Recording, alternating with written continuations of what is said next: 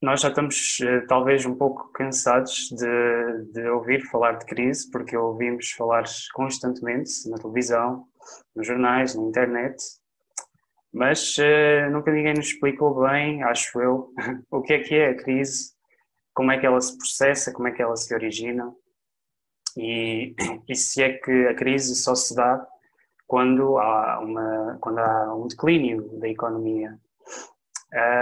E, de facto, eu penso que é isso, é uma reflexão, uma ótima reflexão a fazer. Se é que as crises só existem porque existe um declínio da economia. Eu penso que se formos a refletir e, e nos perguntarmos a nós mesmos, bem, se existisse, se por acaso todos nós estivéssemos numa situação financeira ótima, em que não houvesse mais pobreza, será que mesmo assim, será que não existiria mais crise? Ou seja, será que não haveria mais, por exemplo, roubos? Será que se todos fossem ricos, pois não existiriam mais roubos no mundo? Acabariam os roubos? Acabariam, será que se acabasse a crise, acabaria também, por exemplo, as guerras ou as doenças? Será que as pessoas se sentiriam menos sozinhas consigo próprias e com os outros? Será que as relações entre seres humanos depois melhorariam também? Se todos depois tivéssemos dinheiro suficiente ou até mais do que suficiente. Pois eu pergunto-me, será que sim? Porque de facto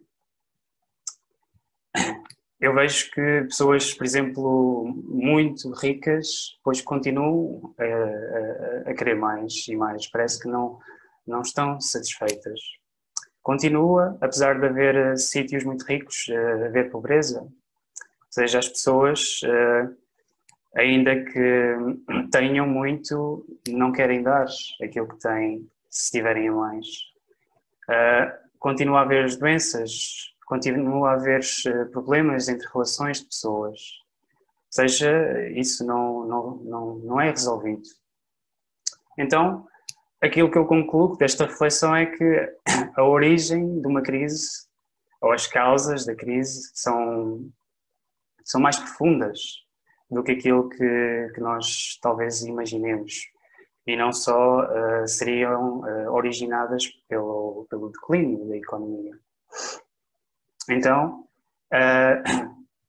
pensar sobre isso, pensar que, de facto, poderão haver causas por detrás, talvez, por exemplo, sejam os valores humanos, a falta de humanidade, que esteja mais em crise do que propriamente a economia. E então pensar sobre isso. E também, no outro ponto de vista, pensar, sim, de facto existem crises ao nível mundial, mas também existem crises ao nível individual. Quando cada um de nós passa, de certa forma, por crises interiores, que não está num momento, uma crise, por exemplo, emocional, ou uma crise na vida, que não sabe qual é o seu caminho, qual é o seu propósito, quem é que ela é. De certa forma, essas pessoas sentem que estão numa espécie de uma crise. Então, vemos que crises são muito abrangentes e as suas causas podem ser muito mais do que só o declínio da economia. Falar-vos que crises na antiguidade sempre foram vistas como oportunidades, ou seja, claro, se todos nós estivéssemos numa época em que as coisas, em que havia abundância, em que havia facilidade em tudo, em que nós depois estaríamos confortáveis em nossa casa, sem problemas, pois não haveria um incentivo, uma fricção que nos fizesse pensar, bem, alguma coisa tem que mudar, alguma coisa eu preciso de fazer para melhorar. Como quando essa necessidade não existe, não é provocada desde fora, não quer dizer que não aconteça, mas é mais difícil que o ser humano, de uma maneira geral, procure, pois tornar-se melhor ou desenvolver-se enquanto ser humano e aprender com as dificuldades. Quando elas existem, quando as crises existem, de certa forma, é mais doloroso para o ser humano, mas é de igual maneira uma oportunidade excelente de aprender-se com essa situação e de receber ensinamentos que a própria situação nos está a tentar ensinar. Também penso que é curioso pensar que as crises são como um alerta que alguma coisa está mal, alguma coisa estamos a fazer mal e por isso surge a crise. É como que uma espécie de um impasse que nos está a acontecer constantemente, como se nós estivéssemos, imaginem, a subir uma escada e num certo e determinado momento a subir esbarrávamos contra um dos degraus, não conseguíamos passar para cima. É, no fundo, o que acontece numa crise, quando constantemente não conseguimos passar para o próximo patamar, porque ainda não percebemos que existe alguma coisa de errado no que estamos a fazer, na maneira como estamos a viver, na maneira como estamos a olhar para as próprias situações da vida. E, de facto, essa barreira está lá, de certa forma, para nos alertar e para nos ensinar que talvez o que estamos a fazer possa estar errado, de alguma maneira. Portanto, elas são ótimas no sentido que nos avisam que alguma coisa está mal e que é necessário, pois, mudar. Ainda que essa mudança seja bastante dolorosa. E muitas das vezes é. Mas, quando ultrapassada, nos sentimos, pois, mais realizados e mais fortes.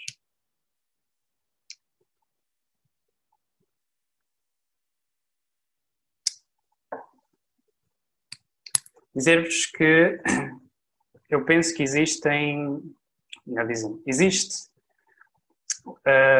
um remédio para uma crise, que ela não é inevitável, que não existe forma de combater a crise. Existem várias formas, aliás, nós todos depois, quando assistimos à televisão, ouvimos imensas opiniões de como depois resolver os problemas, as crises em geral, como combater a crise. Mas eu penso que todas essas soluções que nos apresentam, ou a maior parte delas, melhor dizendo, são como que passageiras, que são como remendos, que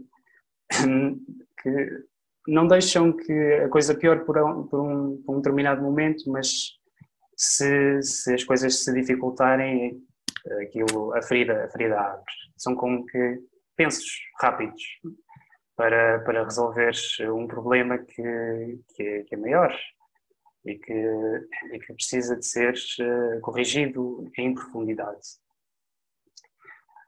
Aquela solução ou remédio que eu considero mais vantajosa e que pode realmente mudar é precisamente a atitude filosófica. Porquê? Porque é que a atitude filosófica é importante? Porque, pois, quem começa a despertar para esta atitude começa-se a questionar sobre as coisas. Será que as coisas estão bem assim? Será que necessitamos de mudar? Outra característica é, se é que existe algo a mudar, ela deve estar em mim próprio, ou dentro de nós próprios, é a primeira coisa, já que quando alguém nota problemas fora e os tenta resolver, se refletir bem, vai conseguir se aperceber que existem esses mesmos problemas dentro da sua própria personalidade, e que depois, sem os resolver primeiro, como vai conseguir resolver fora, no exterior. Quem começa a despertar esta atitude, pois começa-se a preocupar em como resolver essas dificuldades internas, como se conhecer, no fundo, melhor. Como saber de onde é que se veio, de onde é que se originou tudo isto. E, outra coisa muito importante, qual é o propósito em tudo isto? Não só do mundo, mas qual é o meu, enquanto indivíduo, o meu propósito? Para onde é que eu vou? Sabendo para onde é que se vai, facilmente se sabe aquilo que se deve fazer e qual o melhor caminho, pois, para o atingir. E se evita, pois, andar aos círculos, se evita fazer coisas que não são, pois, dignas de mim, ou dessa pessoa enquanto ser humano. Quando se sabe quem se é, pois se sabe aquilo que não se é, e que se sabe que fazendo aquilo que se é contrário à natureza do humano, pois do ser humano, pois pode estar mal, pode estar errado. Então, esta penso que é talvez a atitude que pode realmente mudar. Claro, não imediatamente, mas a pouco e pouco mudar as pessoas e o mundo também à nossa volta. Já que vai à raiz, mudando-nos a nós mesmos internamente primeiro, podemos depois influenciar de uma maneira positiva, de uma maneira duradoura, o mundo à nossa volta. E, portanto, essa é de facto uma solução que vai à raiz, penso eu, do problema. Por outro lado, também dizer que aquele que tem uma atitude filosófica é também aquele ou aquela que já não se contenta só em saber muitas coisas, ser muito intelectual e ter resposta para tudo. Não, essa pessoa sente uma necessidade muito grande de viver intensamente aquilo que pensa, ser coerente consigo própria, ser verdadeiramente digna de ser considerada um ser humano, uma pessoa. Então, é mais uma das características exclusivas, talvez, daquele que começa depois a despertar para esta atitude e que começa, de facto, algo a mudar dentro dessa pessoa. E ela se começa a preocupar em viver alguns ensinamentos e em se conhecer e em ir à raiz e à essência das coisas. E por isso, penso que esse seria talvez um dos grandes remédios, pois, não só para esta, mas para todas as crises que existiram, pois várias crises já aconteceram ao longo da história e na nossa experiência pessoal também já atravessamos várias, penso eu, e de facto essa é talvez a atitude que nos faz sempre passar por cima, vencer essa crise.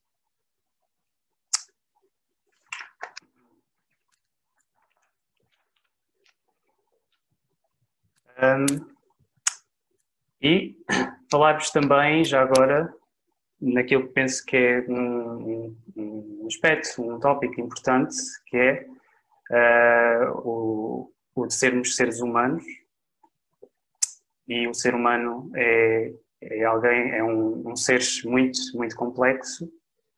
É parte animal, parte outra coisa, que nem sempre é fácil definir E ela dizia que tinha ouvido na televisão uma notícia que ela achou muito curiosa e muito engraçada também, que era a vinda dos extraterrestres para a Terra.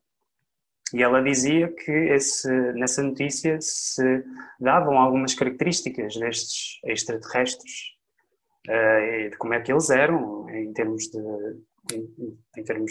características internas, qual era a personalidade, como é que eles agiam. E ela disse que se dizia que eles eram muito egoístas, muito cruéis e só pensavam em si. E ela diz, pois, que se for assim, então vai ser muito difícil distinguir realmente estes extraterrestres dos próprios seres humanos. Porque, de facto, quase toda a humanidade, no fundo, tem estas características. Então, será que são eles os extraterrestres ou somos nós? E eu achei isto curioso porque depois nos remete para a ideia de que pois o ser humano está um pouco em vias de extinção, no sentido que é muito difícil encontrar hoje em dia seres humanos realmente como seres humanos, que tenham as qualidades de seres humanos, que procurem ser bons, justos, fraternos, generosos, enfim, dignos de todas as qualidades e características que compõem, pois, o ser humano, já que o ser humano, pois, se difere dos animais por alguma razão. E não em todas as vertentes, mas porque, no fundo, todos nós somos, ou temos uma parte animal, mas existe algo mais que nos caracteriza enquanto seres humanos. O ser humano tem algumas características diferentes. Ele sabe raciocinar, sabe pensar,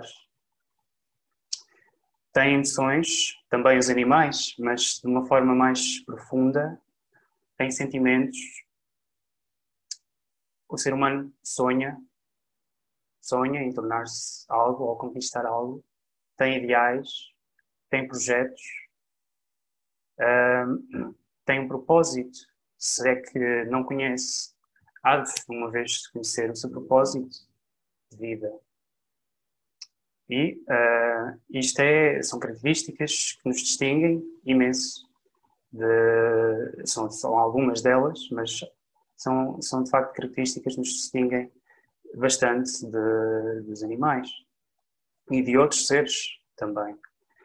E, portanto, saber distinguir as coisas, saber que existem diferenças entre uns seres e outros, e saber que, pois, temos, para sermos, pois, dignos da condição humana, mas temos que desenvolver estas características, trabalhar nelas. E o ser humano procura, pois, não só estar confortável, estar bem financeiramente, ter uma família, mas o ser humano procura, obviamente, tudo isso, mas procura também conhecer-se. Lá está, como falámos há bocado, conhecer-se, se é que ainda não conhece o seu propósito de vida, caminhar para algum lado. Saber qual é a sua meta. Realizar projetos que levem, pois, a esse seu objetivo.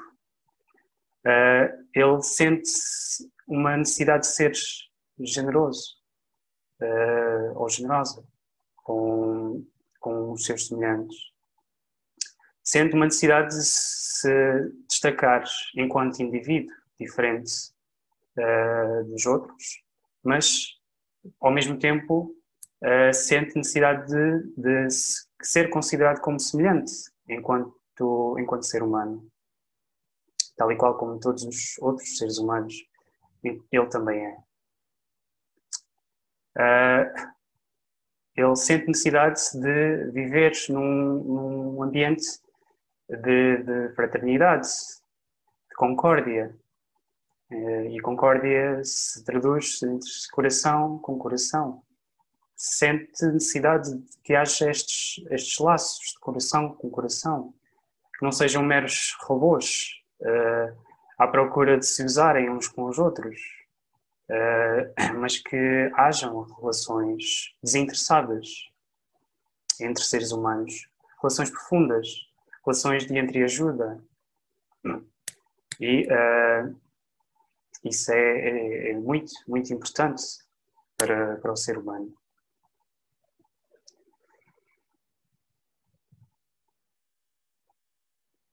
Portanto, claro, em tempos de crise, de facto, é aquilo que menos se vê.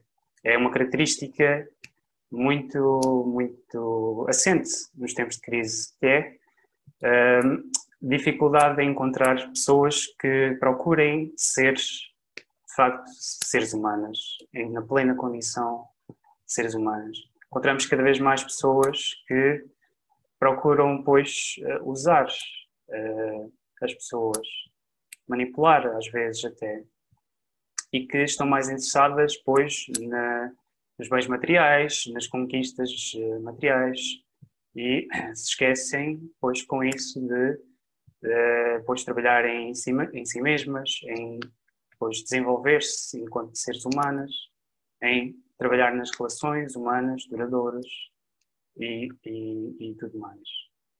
E, portanto, isso é uma característica muito assente nos tempos de crise e que, pois, combatendo-a, é possível, pois, reverter essa situação.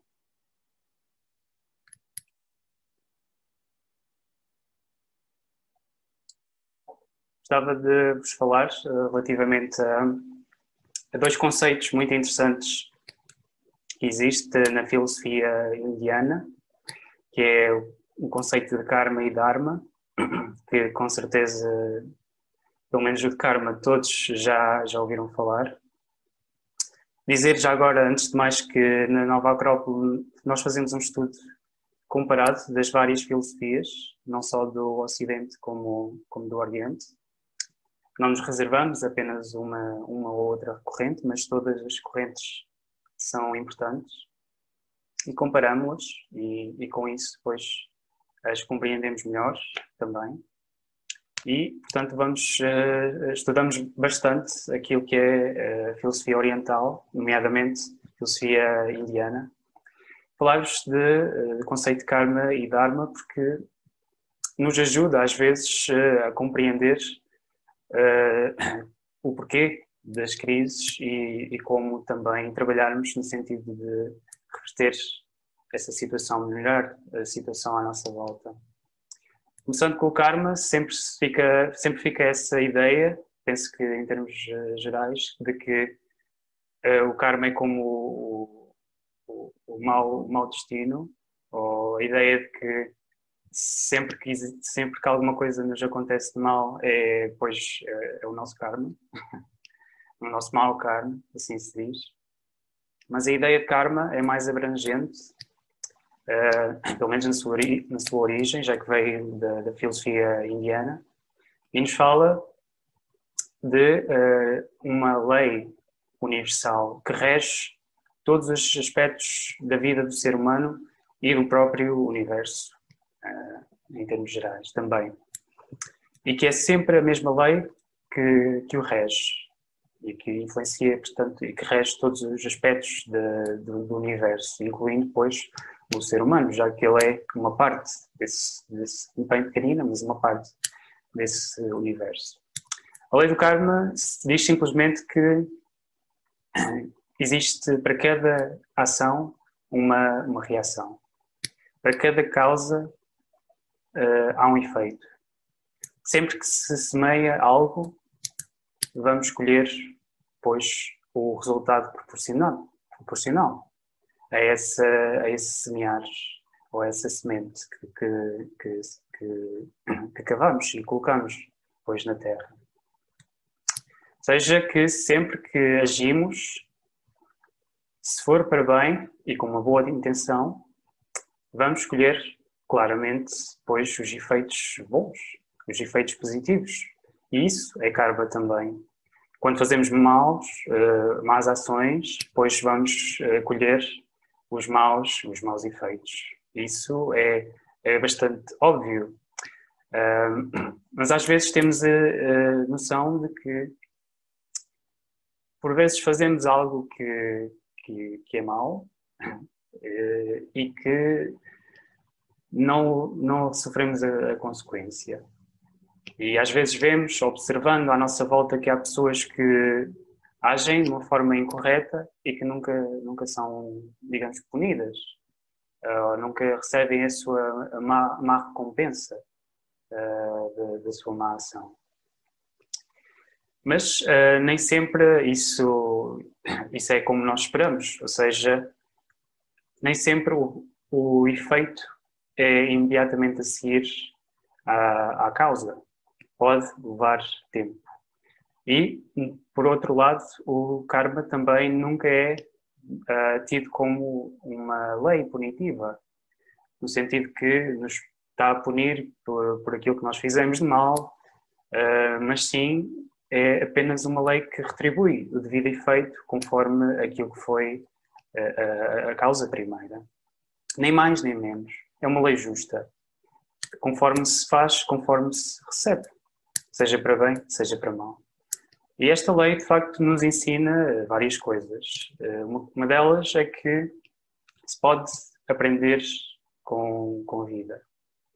À medida que vamos, depois, agindo, e vamos agindo em vários planos, não só no nível físico, com as nossas ações, mas também ao nível emocional e mental, já que também os nossos pensamentos, nós agimos conforme pensamos e, portanto, se pensarmos de uma forma incorreta, vamos agir também, de uma forma incorreta, e aí se vê depois a lei em ação, logo imediatamente, mas que aprendemos, porque sempre que agimos de uma certa maneira e recebemos uma reação que nos está, que é de certa maneira, que está a tentar compensar aquilo que fizemos, depois sabemos, pois aquilo que eu fiz provavelmente não é o mais correto, ou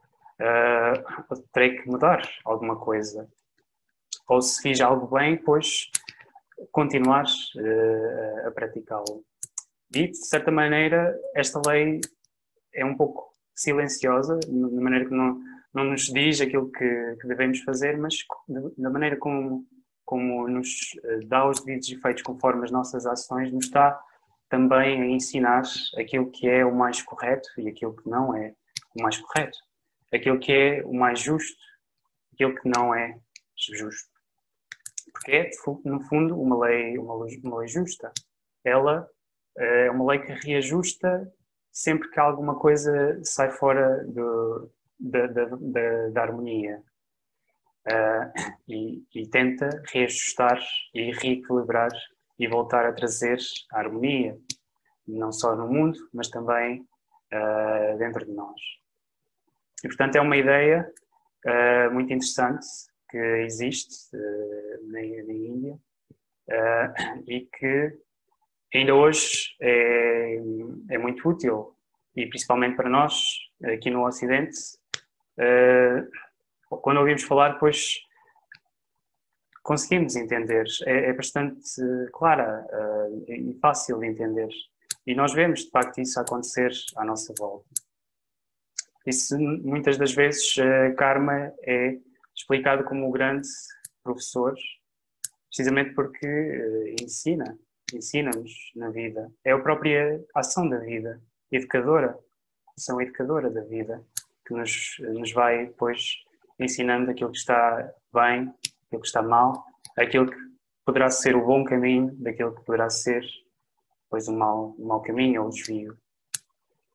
Pois, a ideia do Dharma já não é tão conhecida, eu acho, mas nos fala precisamente de um caminho, já que Dharma, bem, tem várias traduções, mas uma delas é precisamente de caminho ou de lei.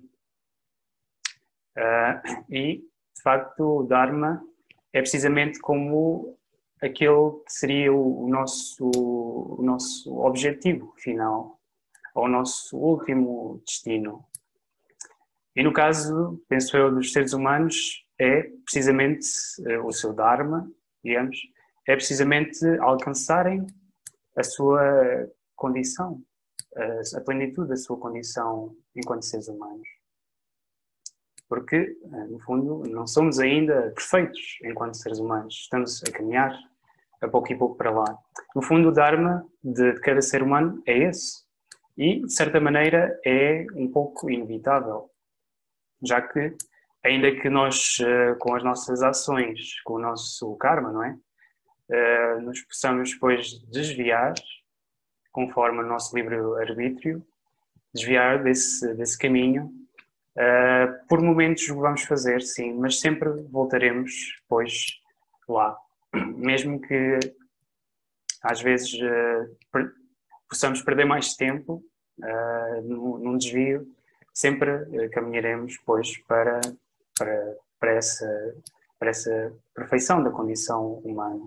Sempre vamos estar à procura de sermos melhores do que ontem. Por vezes temos a ideia de melhores como algo que possa ser errado. Mas, à medida que vamos depois caminhando na vida, obviamente, depois vamos encontrando, através do karma, vamos encontrando aquilo que é o caminho errado e aquilo que é o caminho que poderá ser o certo. À medida que vamos experimentando e recebendo depois os efeitos das nossas ações, vamos depois nos encaminhando mais e mais em direção a esse caminho, que é um caminho do meio.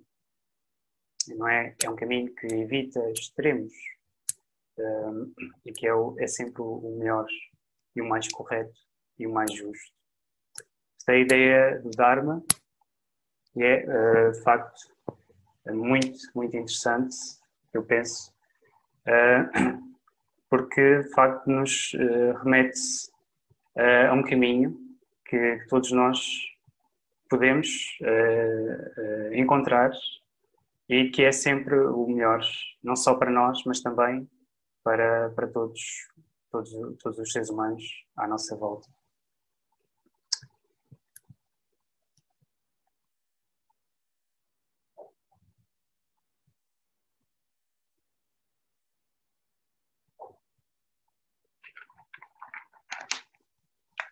Bem, gostava de fazer-vos uma pequena apresentação, partilhar uns slides convosco, só fazer aqui no instante.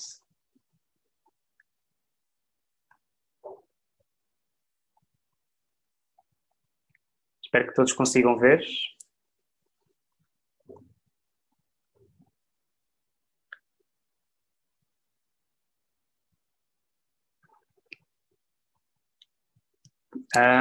E antes gostava de fazer um pequeno intervalo, mais ou menos a meio, para, enfim, podermos refrescar ideias também. Mas antes falar sobre alguns destes pensamentos que eu achei que seriam interessantes e úteis para podermos refletir um pouco. E principalmente o primeiro deles, o título, eu considero extremamente interessante porque diz: viver ideias belas é mais importante do que saber muitas coisas.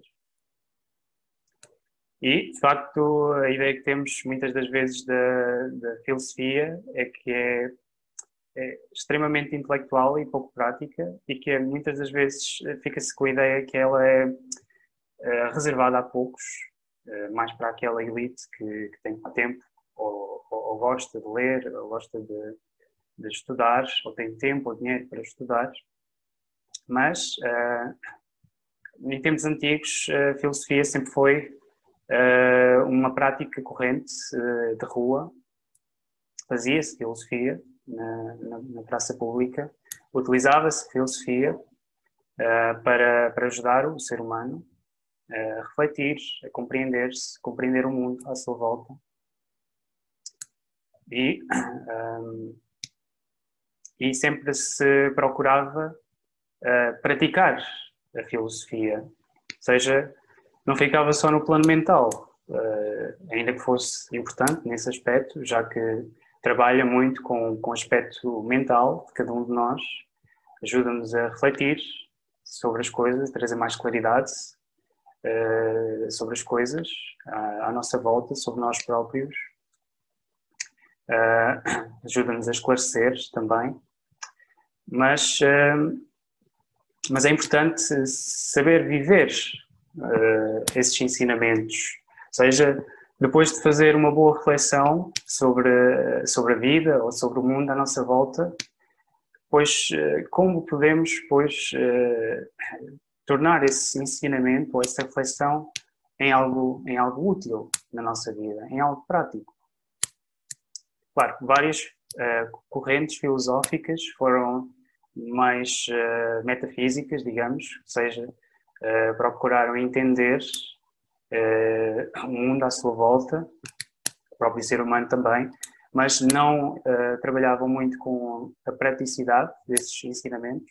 Outras já trabalhavam bastante, como por exemplo a filosofia estoica, ou até mesmo, se formos ao Oriente, a filosofia budista, e outras que são bastante práticas, ou seja, que nos ajudam no dia a dia. E portanto, é essa, de facto, aquela filosofia à maneira clássica, que é prática, que nós achamos que é, de facto, útil, principalmente nos dias em que vivemos agora. Ou seja, viver ideias belas, ou seja, ideias que nós consideramos, pois, de certa maneira belas, que nos inspirem a sermos melhores, ou praticar um ensinamento bonito no dia a dia, que nós achemos que pode ajudar a trazer mais bondade e mais beleza ao mundo à nossa volta, é, de facto, de certa maneira, mais interessante e mais importante também do que saber muitas coisas. Porque aquele que sabe, de facto, muitas coisas e não vive aquilo que sabe, de certa maneira está a ser um pouco incoerente. E não está também a usufruir, de facto, desse conhecimento, que é uma ferramenta extremamente útil na vida que ele vive. Por outro lado, a filosofia, à maneira clássica, é também uma perspectiva da filosofia que é muito curiosa, já que quem começa a estudá-la começa a despertar, ou melhor, a encontrar ensinamentos filosóficos em todos os aspectos da sua vida. Ou seja, mal sai à rua, consegue aprender com todos os acontecimentos, em qualquer momento, estando atento, observando, refletindo sobre as coisas, essa pessoa vai encontrando ensinamentos que são úteis na sua vida. E isso a essa pessoa vai, pois, ajudar imenso a crescer enquanto ser humano. Portanto, isso é uma das facetas importantíssimas da filosofia à maneira clássica, e por isso se diz, isto é um pensamento semelhante ao pensamento do fundador da Nova Acrópole, o professor Jorge Ângelo Libraga, que é de certa maneira semelhante. Portanto, viver ideias belas é mais importante depois que saber muitas coisas. Eu acho que isto é de certa maneira fantástico de pensar desta maneira.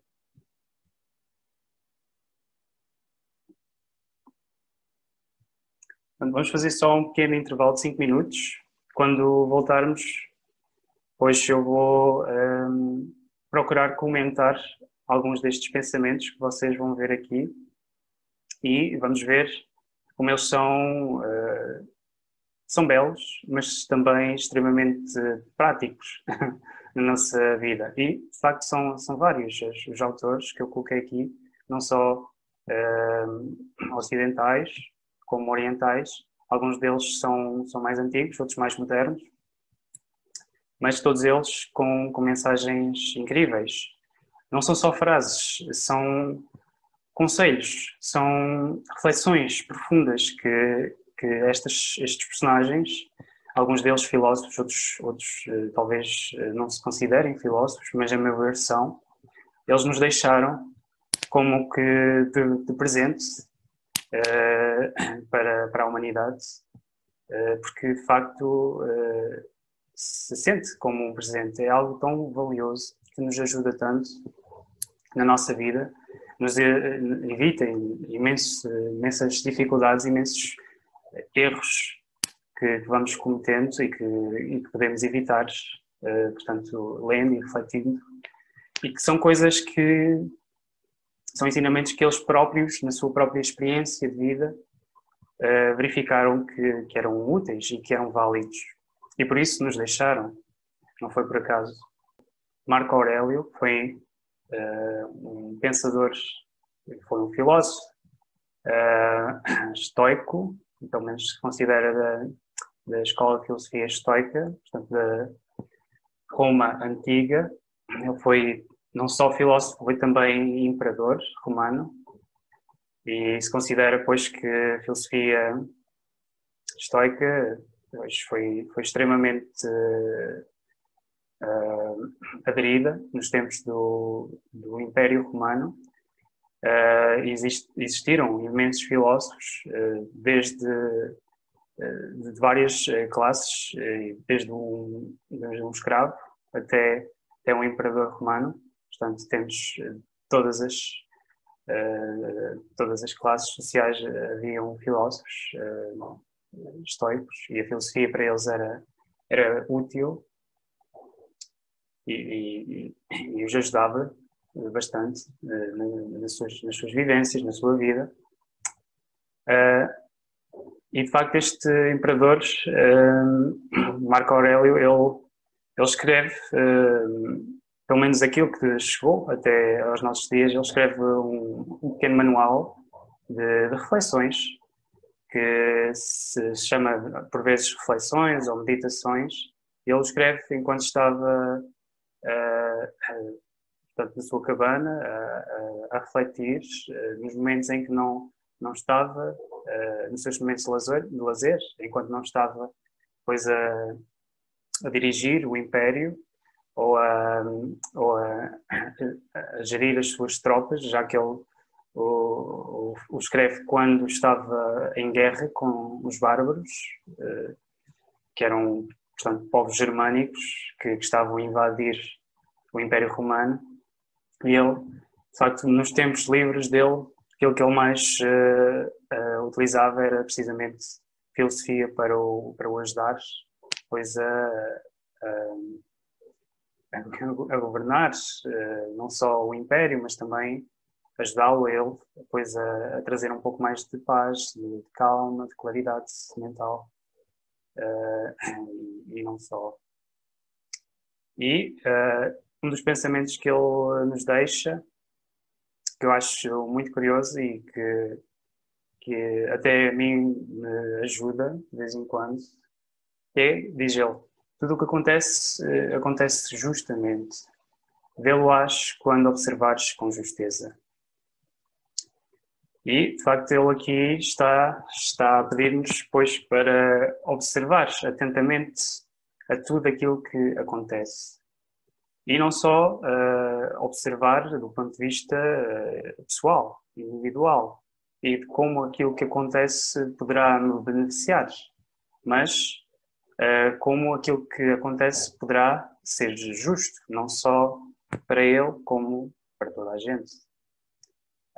Tendo esta perspectiva, ele diz que se observa, pois, com justeza e ele acredita, pois, ou ele consegue observar que aquilo que acontece, que apesar de às vezes parecer ser errado ou não benéfico ou injusto, que parece, pois, ser injusto porque não se está a observar sobre o ponto de vista recuado, mais abrangente, e sobre o ponto de vista também da justiça e do bem. Ou seja, se todos nós, pois, procurarmos observar as coisas que acontecem não só à nossa volta, mas a nós mesmos com esta perspectiva, pois conseguiríamos observar que existe uma justiça, existe um bem por detrás, pois, de tudo aquilo que acontece. Mas é de facto algo pois, que tem que ser observado, refletido e implementado na vida.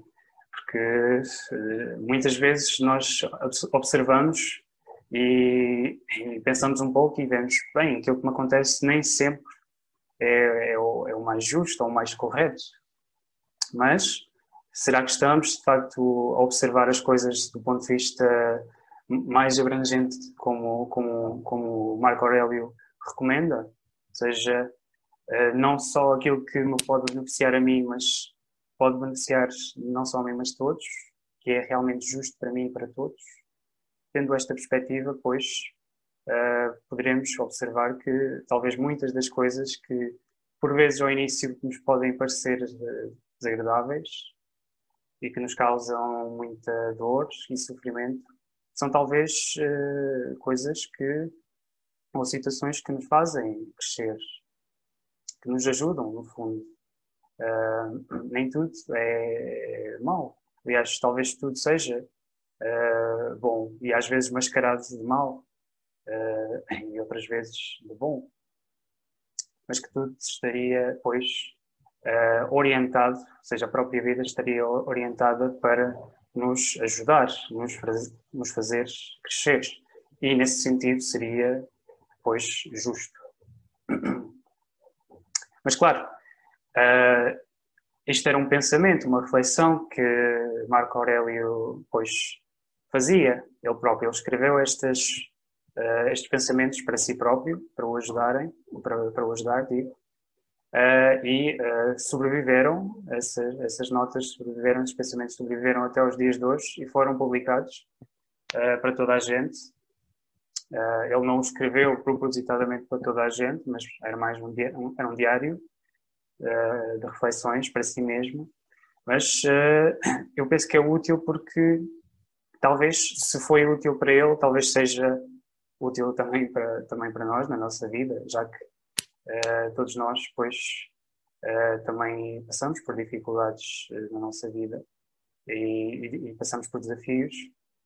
E aquilo que são algumas reflexões de uma pessoa, pois, que teve uma vida bastante complicada, pois podem ser-nos úteis também.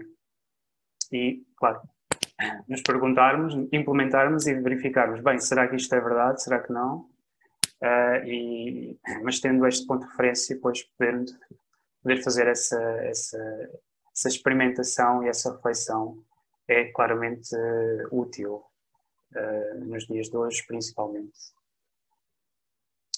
Pois, um pensamento de Buda, filosofia budista, muito interessante, também, de certa maneira, muito semelhante com a filosofia estoica, aquela que acabámos de ler, de Marco Aurélio. Mas em certos pontos vai um pouco com um sentido mais metafísico e principalmente neste pensamento diz então: jamais em todo o mundo o ódio acabou com o ódio, o que acaba com o ódio é o amor. E de certa maneira nós na nossa experiência de vida já verificamos que sempre que agimos da mesma moeda algo que nos aconteceu de mal, pois estamos sempre a criar, pois, mais ódio ou mais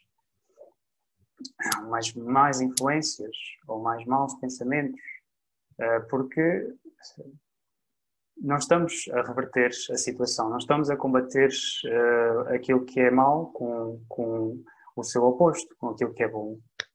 E por isso estamos a criar ainda mais negatividade.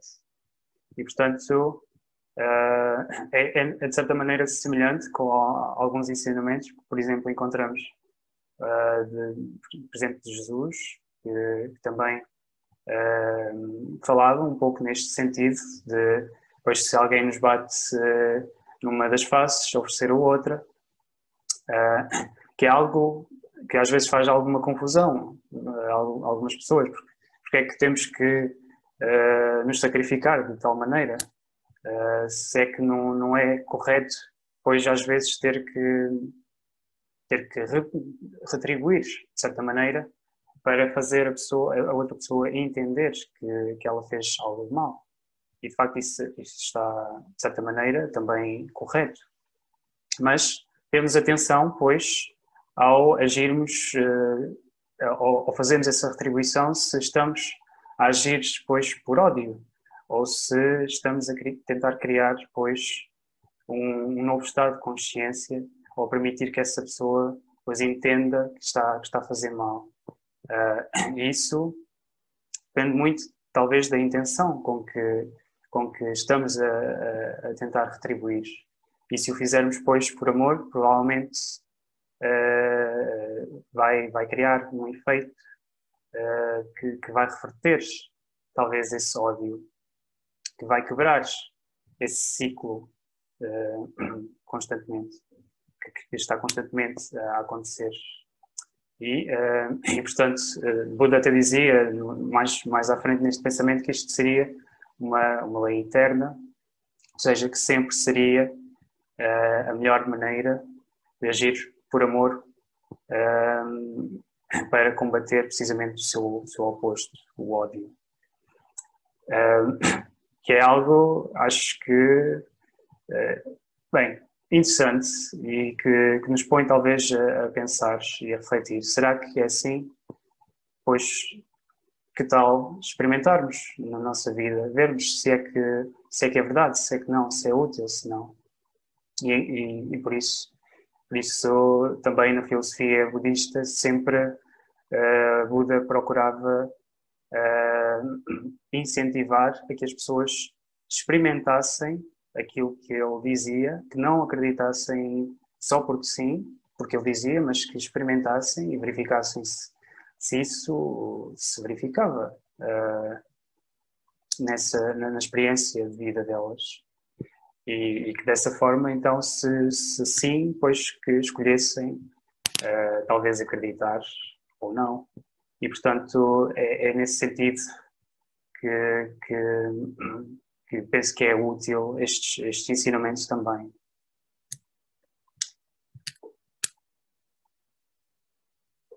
Pensamento oriental,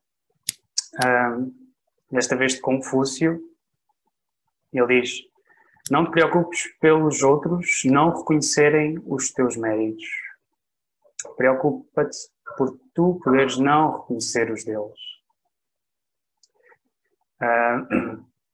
É curioso porque, penso eu, temos muito essa tendência de mostrar aquilo que são os nossos méritos e que as pessoas possam vê-los e apreciá-los, e focando-nos muitas das vezes, eu acho que isto, por experiência própria, às vezes quando isso acontece comigo, tendo a esquecer-me de reconhecer os méritos nos outros, que também são importantes.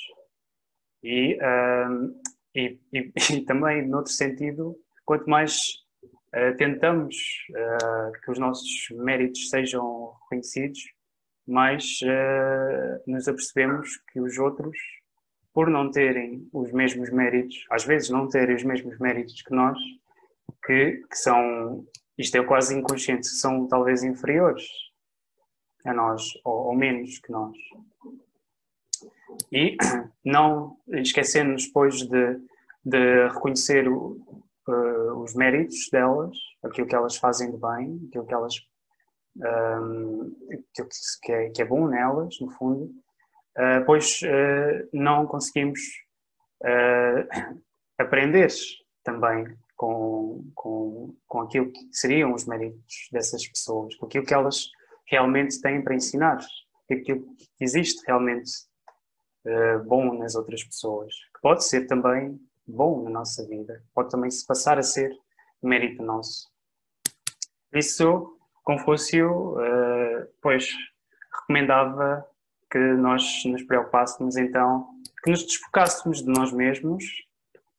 Não quer dizer que não possamos ter méritos nossos ou trabalhar neles, isso sem dúvida, mas meio que esquecermos um pouco de nós e procurar depois reconhecer aquilo que existe bom à nossa volta.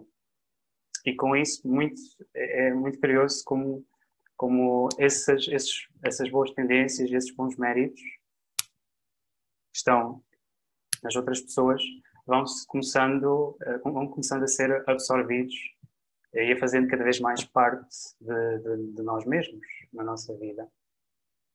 E, portanto, vai nos ajudando a nós mesmos na nossa vida, vamos nos tornando cada vez melhor graças a esse reconhecimento daquilo que existe bom nos outros. E vai também melhorando a nossa perspectiva em relação aos outros e não criando depois ilusões. Seguires, mais uma vez, um pensamento de Marco Aurélio, um pouco da mesma linha que do primeiro pensamento, porque é semelhante em vários aspectos, mas tem uma pequena particularidade que acho interessante. Ele diz: nada acontece ao homem que ele não seja capaz de suportar. E eu penso que, de certa maneira, é verdade. No sentido que sempre que acontece-nos alguma coisa na nossa vida, que seja às vezes difícil de cooperar, mesmo assim não é uma coisa completamente impossível de nós superarmos. Ou seja, que sempre aquilo que nos acontece, de certa maneira acontece justamente, como ele dizia, e acontece na proporção ideal às nossas forças. Ou seja, mesmo que às vezes seja necessária uma força muito grande, talvez até um grande sofrimento ou uma grande necessidade de mudança da nossa vida, mesmo assim, aquilo que acontecer está dentro das nossas forças a reverter ou superar ou melhorar. Ou seja, que cada um de nós, e sempre também conforme aquilo que é a capacidade de cada um, e por isso ele diz: nada acontece ao homem, e neste sentido, homem e mulher, e a cada um de nós, no fundo, sempre que aquilo que acontece, pois acontece na justa medida, e não vai acontecer algo de igual forma para toda a gente, porque sabemos que todos nós, ainda que sejamos seres humanos e semelhantes, também somos diferentes e cada um de nós tem forças diferentes e por isso para cada um vai surgir pois aquilo que mais o faz crescer, mais ele consegue depois suportar e nada além depois das suas forças, porque se assim fosse seria de certa maneira injusto se é que acontecesse algo que o ser humano não conseguisse suportar. Era de certa maneira uma lei injusta na natureza e por isso isto foi algo dito por um filósofo que era imperador do mundo, do Império Romano, não do mundo, porque o mundo é muito maior, ainda que o Império Romano fosse enorme, mas imaginem a extensão do Império Romano, na altura, era enorme, e ele depois governava-o E ainda assim ele próprio dizia que tudo aquilo que lhe acontecia, pois ele tinha forças para suportar. E vindo de alguém assim, que estava constantemente a ter que lidar com situações complicadas, ter que governar outros e vários milhões de pessoas, imaginemos, pois é algo a considerar, eu penso. E, portanto, por que não experimentarmos, verificarmos, refletirmos, será que na nossa vida é semelhante coisa? Será que aquilo que nos acontece é de facto algo que conseguimos sempre suportar ou há alguma coisa que está fora das nossas forças? Que nos aconteça que está fora das nossas forças? Talvez refletir e pode ser que até estes senhores, filósofo Marco Aurélio, depois tenha razão, ou talvez não. Vamos tentar confirmar. Depois, a seguir, mais um pensamento de Buda. Ele diz: assim como uma rocha sólida não é abalada pela tempestade, da mesma forma o sábio não se deixa afetar pelo louvor ou culpa. E Buda fala do sábio como aquele que, pois, já não é nem o ignorante, nem o filósofo, que é aquele que está, o filósofo, na nossa perspectiva, é aquele que depois está a caminhar para se tornar um sábio. O sábio é aquele que já sabe, aquele que já atingiu o final do caminho. O ignorante é aquele que ainda não se sabe, digamos, por isso é que ele é ignorante. O filósofo é aquele que depois que agora já se sabe que existe talvez um caminho e se põe a caminhar. Portanto, ele fala do sábio, é aquele que depois que não se deixa afetar pelo louvor ou a culpa. Como não se deixa afetar pelos extremos, que podem nos fazer desviar do caminho. Não se preocupa também com aquilo que poderão pensar sobre ele, as opiniões alheias. Ele sabe aquilo que faz e aquilo que é o seu caminho e está constantemente a trabalhar nele, sem parar, sem pausas, sem dúvidas. E, portanto, ele não necessita que lhe digam: sim, senhora, estás a caminhar. É esse o caminho. Não, ele sabe qual é. Ele já atingiu esse conhecimento. Nem pela culpa, porque ele não tem culpa. Ele já faz aquilo que é o mais correto. Ainda que, às vezes, não seja o que pareça mais correto para os outros, porque às vezes pode trazer mais dificuldades na vida deles, mas ainda assim é talvez o mais correto, porque os ajuda a perceber que eles precisam de crescer, ou os ajuda, as dificuldades o ajudam na vida.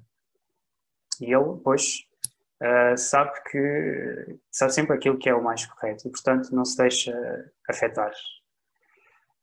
E dizer também que ele é como uma rocha sólida, é resistente como ela e não se deixa abalar pela tempestade, no sentido que não se deixa abalar pelos próprios turbilhões da própria vida, com as suas seus vários desafios, as suas várias constantes mudanças repentinas que às vezes nos fazem pois perder sentido do caminho ou da vida.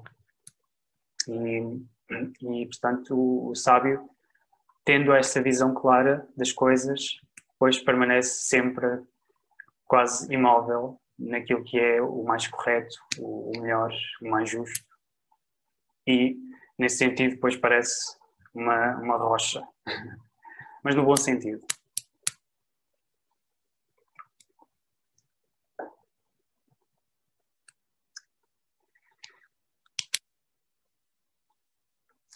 Mais um pensamento de Buda, e ainda temos algumas pessoas depois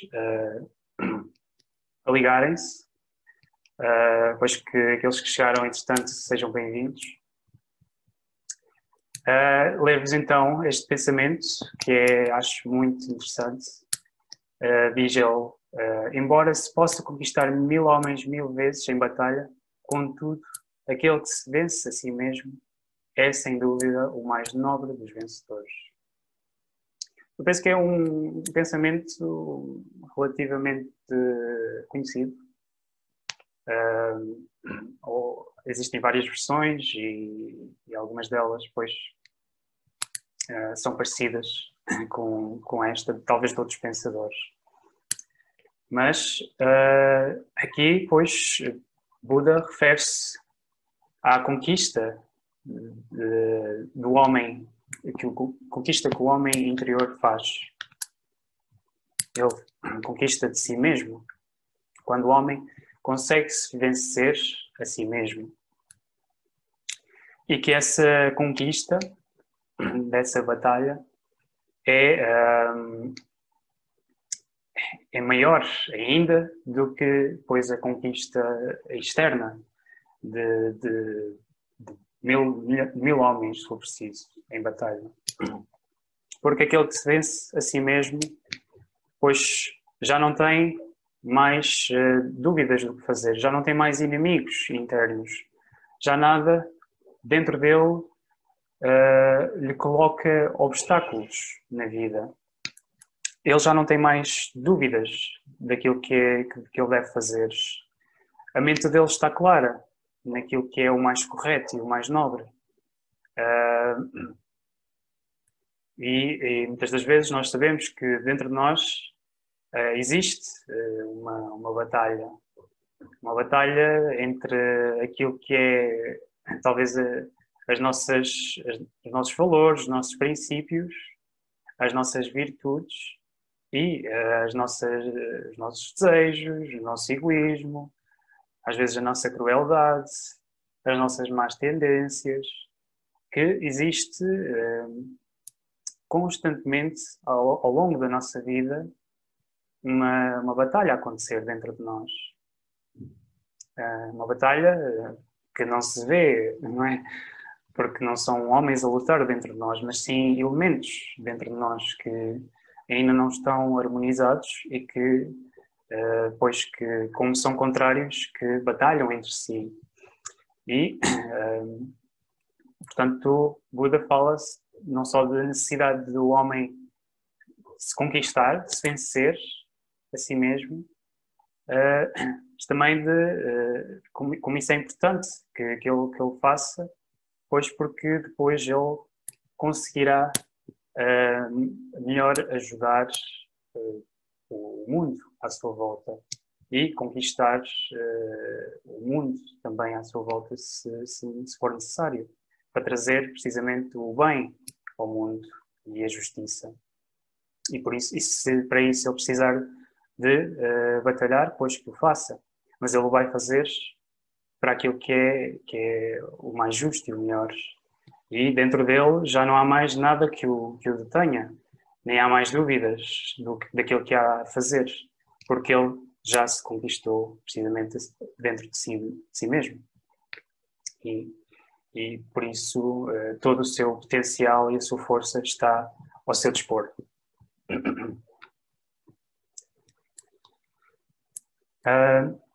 Próximo, que é um pensamento de Krishna, mais uma vez um pensador, um filósofo, e acho por alguns considerado um avatar da Índia, um grande mestre, que nos deixou vários ensinamentos.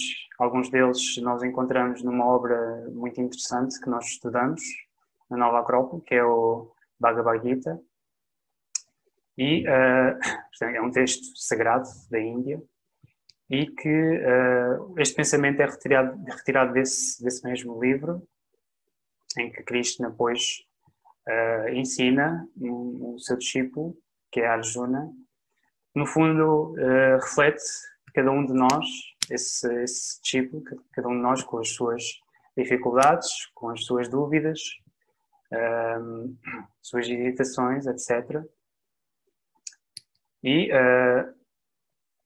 que Krishna diz: concentra-te somente na ação e jamais nos seus frutos. Vejam como é curioso que como isto pode ser talvez útil à nossa própria vida e como isto é prático também. Ou seja, diz ele, concentra-te em agir, mas de certa maneira não esperes frutos, não esperes recompensa daquilo que estás a fazer, porque agindo sem esperar estarás provavelmente a agir de uma forma generosa, de uma forma desinteressada, uma forma que poderá realmente beneficiar inteiramente os outros, já que não há interesses por detrás, não existe contrapartidas, não existe nada que esteja ali de interesse por detrás dessa ação. Ou seja, agir porque é correto agir, porque é bom agir e porque é bom fazer aquilo que é o mais justo e o mais correto, sem pensar naquilo que seriam os frutos para mim, enquanto pessoa, mas naquilo que poderia ser o melhor para os outros. É uma forma de agir corretamente, pelo menos no pensamento oriental, e mais especificamente o pensamento deste grande mestre, Krishna. Eu acho isto curioso porque é algo que é tão fácil de implementar. Em qualquer momento da nossa vida podemos praticá-lo e verificar se isto realmente funciona. Ou seja, sempre que procurarmos fazer alguma coisa, procurarmos fazê-la sem esperar nada por detrás, sem esperar nenhum fruto, nenhuma recompensa. E vermos, será que agindo assim, realmente essa pessoa que está a receber essa ação olha para isso como será que ele quer alguma coisa por detrás ou será que ela vê que realmente eu estou a agir sem interesse e nota que isso pode realmente ajudá-la? Experimentem, é algo realmente curioso, porque eu noto muitas das pessoas hoje em dia têm muito esta noção. Bem, se alguém me está aqui a oferecer alguma coisa, já me quer tirar outra. De certeza que há aqui um interesse por detrás. E perde-se muito hoje em dia quase que essa magia de dar as coisas sem esperar nada. Não se vê quase ninguém a agir porque é generoso, porque simplesmente quer o nosso bem e o nosso melhor. E como isso é tão raro, às vezes as pessoas pois desconfiam. Mas se nós experimentarmos mais vezes e repetirmos, pois noto que algumas pessoas depois começam a entender. Eu não quero nada por detrás, é só dar, só queres ser amigável, só queres depois praticar a generosidade, só queres, enfim, fazer o bem. E isto cria, de certa maneira, um ponto de referência muito incomum nas pessoas. E elas passam a ter referência de alguém que está a fazer algo realmente especial. Que generosidade, afinal, existe. Verdadeira generosidade e voluntariado existe e que é possível de se realizar. Porquê? Porque está aqui uma pessoa mesmo à minha frente a praticá-lo. E isso é algo que eu acho muito, principalmente nos dias de hoje, muito importante e muito útil. E que nos dá uma perspectiva que, afinal, os seres humanos são capazes de muito mais e muito melhor, se quiserem. A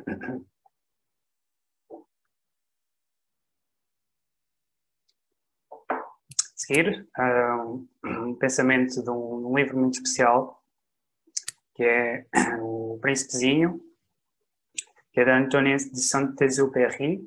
Portanto, é o o escritor que escreveu o livro, O Príncipezinho, que é um livro muito pequenino, mas que é muito profundo e tem ensinamentos muito bonitos. E talvez aquele que mais impactou a mim, principalmente, e aquele que quero partilhar convosco, é aquele que ele diz: só se vê bem com o coração, o essencial é invisível aos olhos. Ou seja, que existem coisas, e principalmente quando falamos das essências e não das aparências, são de certa maneira invisíveis aos nossos olhos, não são perceptíveis aos nossos olhos, mas são visíveis ou possíveis de ser sentidas por outro aspecto de nós mesmos, que é o coração. E o coração tem uma linguagem especial e própria dele próprio, do próprio coração. Ele entende as coisas de uma maneira muito diferente da maneira que entendem os olhos, já que os olhos depois entendem, vendo as coisas, e quando se lê uma palavra, depois são símbolos visíveis, etc. Mas o coração, ele percebe aquilo que não é visível, que é invisível. E que, por vezes, é também difícil de se não tem essência e é inaudível por vezes, não se consegue ouvir. Por exemplo, a própria natureza à nossa volta fala de certa maneira connosco, mas não fala com palavras, fala claro, com símbolos, mas esses símbolos são de certa maneira silenciosos, não se ouvem bem, são possíveis de se sentir, e vocês com certeza na vossa experiência já pararam e estiveram em contacto com uma vista bastante bonita, talvez numa floresta, em que naquele momento vocês sentiram algo aqui é maravilhoso. E não é só maravilhoso ao nível dos olhos, mas vocês próprios sentem algo muito especial no coração. Ou seja, que de certa maneira algo mexeu com ele, algo ele foi capaz de entender e perceber, algo vos alegrou por dentro. E essa, depois, linguagem do coração penso, muito, muito importante, porque é aquilo que permite que nós consigamos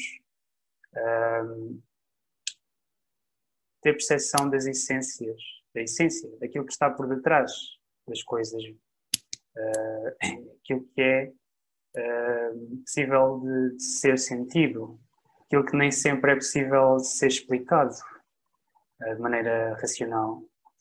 E é uma capacidade muito importante também, principalmente em tempos de crise, já que depois nós queremos ver as coisas com os nossos olhos e se a coisa não é possível de se ver, depois não existe. Mas saber sentir, saber ir à essência das coisas, saber procurar, saber despertar essa curiosidade também por aquilo que está por detrás. Desenvolver essa capacidade de sentir com o coração, se ver também com o coração, que é uma visão também diferente das coisas. E é uma capacidade muito, muito importante também a todos nós, está dentro de nós em potencial e que está precisamente à espera de ser manifestada e que nos pode ser extremamente útil. Seja começar a despertar para uma visão mais por detrás, não tão racional das coisas. Essa é talvez a maneira de se ver com o coração. É uma forma muito, muito difícil de explicar, mas que só quem começa a saber ver com o coração é que sabe entender. E também quem começa agora hoje preocupar-se em desenvolver essa visão do coração, começa também a pensar, depois já começa a fazer uma ideia do que é isso de ver com o coração e procurar depois desenvolvê-lo é muito importante. Depois, um pensamento de Platão, que é um filósofo muito antigo também, muito importante, muito influente nos tempos antigos. Diz ele: buscando o bem dos nossos semelhantes, ou de nossos semelhantes, encontraremos o nosso. São pensamentos talvez um pouco semelhantes, cada um deles, uns com os outros.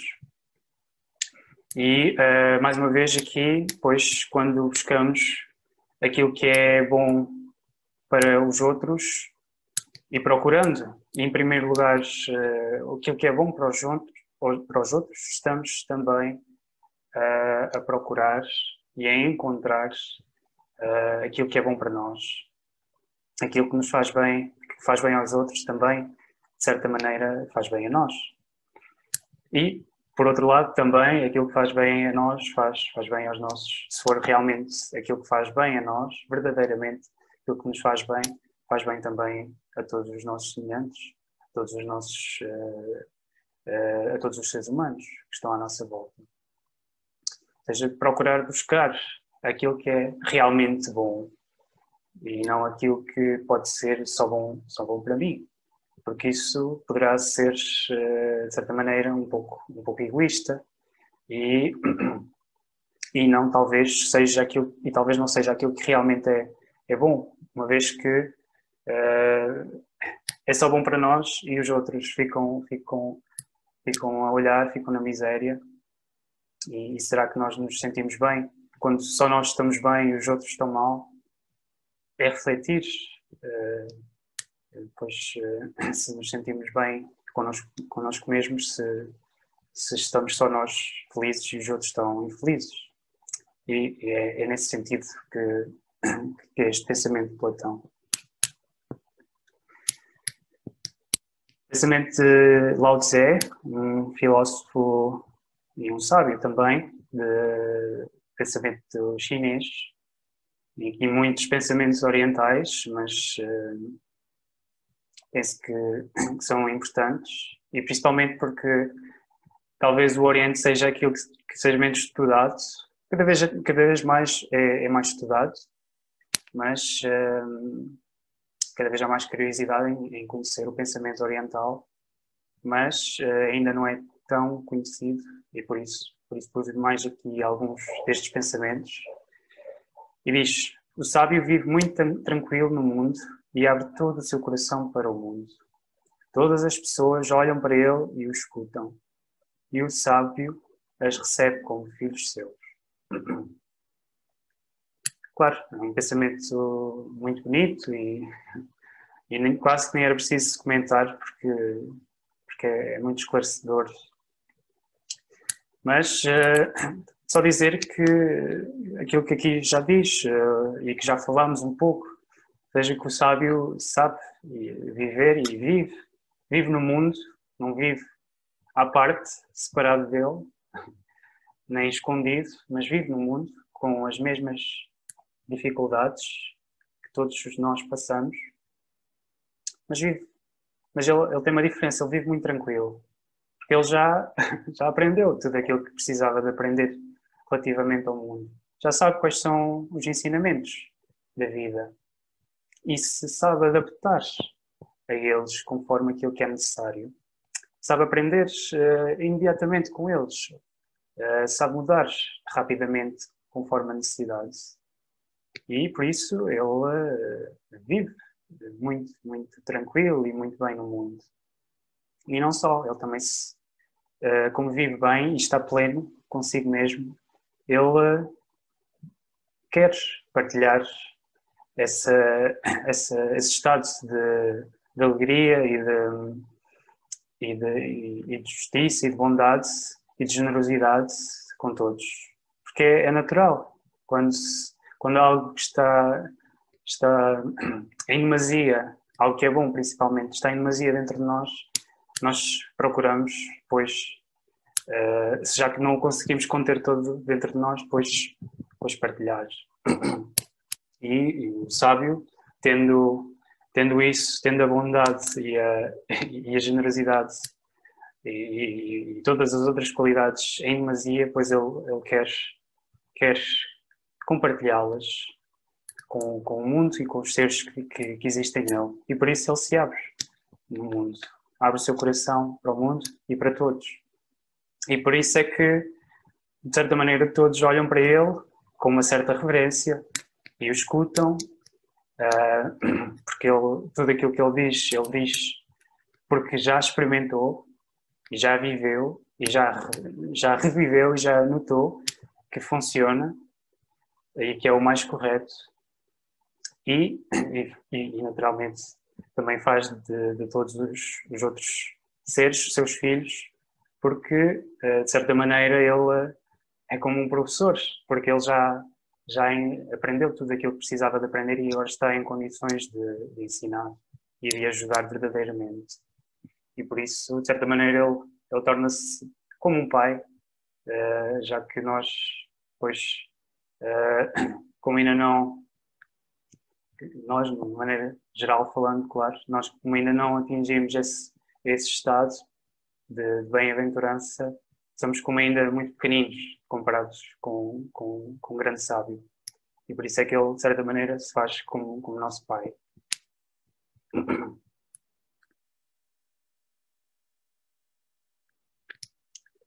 O último pensamento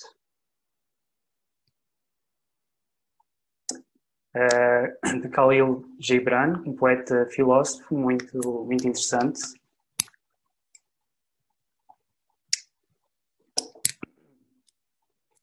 Ele diz: aprendi o silêncio com os faladores, a tolerância com os intolerantes, a bondade com os maldosos.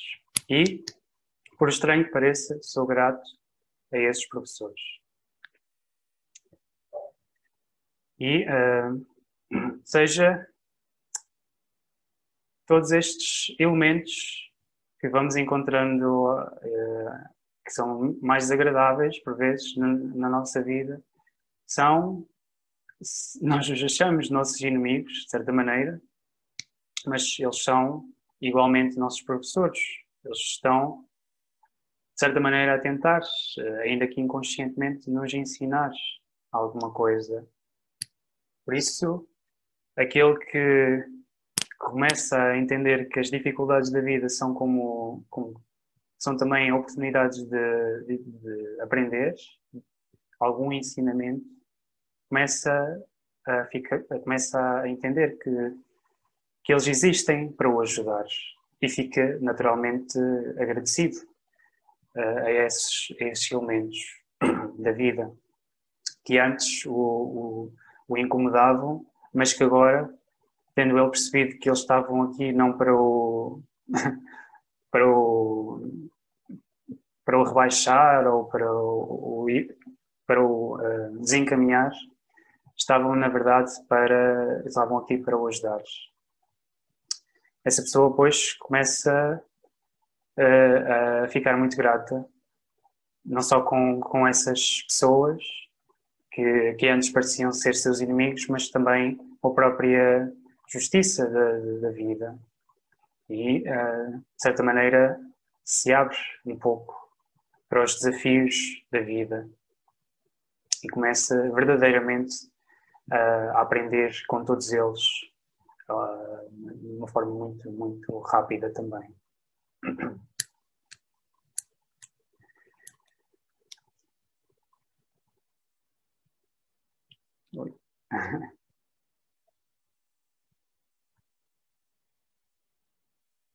Ok. Última coisa que eu gostaria de falar convosco é a importância da ética no dia a dia.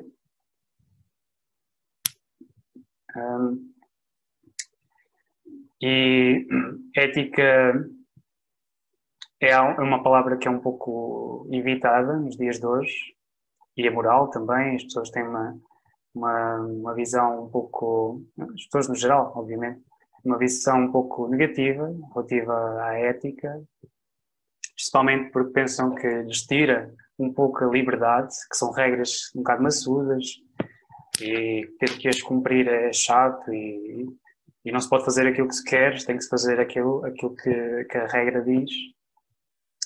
Mas a ética são, na verdade, valores que são muito importantes, ou princípios que são muito importantes para nos ajudar na nossa vida, nos encaminhar ou evitar maus desvios ao longo da nossa vida. Por exemplo, dizia Marco Aurélio: não tomes nenhuma iniciativa ao acaso ou sem teres em atenção os princípios que regem a sua própria execução. Seja, sempre que executarmos alguma coisa, alguma ação, termos em atenção os princípios que estão por detrás. Não só os princípios que estão por detrás daquilo que estamos a fazer, mas nossos próprios princípios. Será que estamos a ser fiéis connosco mesmos? Será que estamos a realizar aquilo que é o mais suposto para um ser humano? Ou se estamos a faltar ao respeito daquilo que nós achamos que é o melhor e o mais justo? Ou seja, saber se reger e utilizar os princípios para evitar, pois, problemas na nossa vida ou inconvenientes também. O pensamento Buda diz: débil é a fragrância da tágara e sândalo, mas excelente é a fragrância do virtuoso. Ou seja que eu costumo brincar até com esta frase, porque costumo dizer, sendo assim, então o virtuoso cheira muito bem. E de certa maneira é verdade, porque o virtuoso, ainda que pareça um ser estranho, já que ele deixa-se reger por muitas regras, e às vezes as pessoas olham para pessoas que se regem por muitas regras, como pessoas que não sabem viver ou que não sabem aproveitar a liberdade que têm. Mas, na verdade, aquele que procura ser virtuoso, ou aquele ou aquela, pois ele não se considera nada preso, mas sim verdadeiramente livre. Porquê? Porque ele sente-se muito bem com aquilo que ele faz. Sente-se bem com as suas decisões, com as suas ações. As próprias pessoas que estão à sua volta sentem-se bem à volta dele, porque ele não chateia ninguém, não faz nada de mal, não procura ser desagradável, nem procura utilizar as pessoas para atingir os seus fins. Não, ele rege-se por princípios. Ainda que ele não seja perfeito, ele procura ser. Está numa constante procura por seres melhor. E por isso está a trabalhar no sentido de ser cada vez mais digno da condição de ser humano. E de certa maneira, pois ele está muito bem e como tudo à sua volta e tudo aquilo que ele faz é para o melhor, ele atrai as pessoas como um bom perfume atrai também aquele que sabe distinguir o que cheira bem daquilo que cheira mal. E, claro, atrai as pessoas também de bem.